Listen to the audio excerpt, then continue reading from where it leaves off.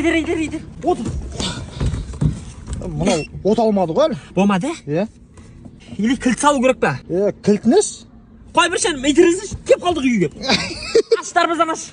Таксист Нура. Ассалаумағалейкум бүге. Уағалейкум ассалам. 5 адам едік әкетесіз бе? Жоқ, сыймайсыңдар. 4 қыз еді.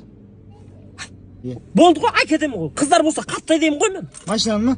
Оны да. Жоқ, күйінесің бе, біраш. Бүкіл бар ғой, документ бәрі таптаза. Мына нексияда аптешкеге дейін бар ғой. Енді? Білмеймін, правамды ақ қойды ғой. Или боқтамау керек бе?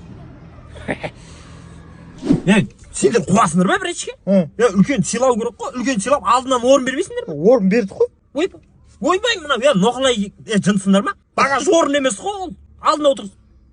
Көкем тыңдан ал. Тебе алмай қалды. Ассалаумағалейкум көке, таксисіз ба? Уағалейкум ассалам. Негізі адаммын бірашке. Сен үшін такси боламын ғой. Самалшыға барасыз ба? Самалшыға бармаймын. Аяқтың жолы нашар. Осымен түрткілеп жазып қойыңызшы онда мен. Жазғанда сен? Тыныштық па? Не үшін жазып жатыр? Қазіргі таңда депутатқа сайлауға түсіп отырмын. Ең жас кандидатпын. Ош? Иә, есімім Тағайбек Нұрдәулет Маратұлы. Жасың қаншада? Жасым 24-те. Депутат боласың ба? Иә. Шымкентке сен сияқты жастар керек қой, әжептәуір. Құтты болсын. Болды, апарамын ғой. Болды, немен барамыз?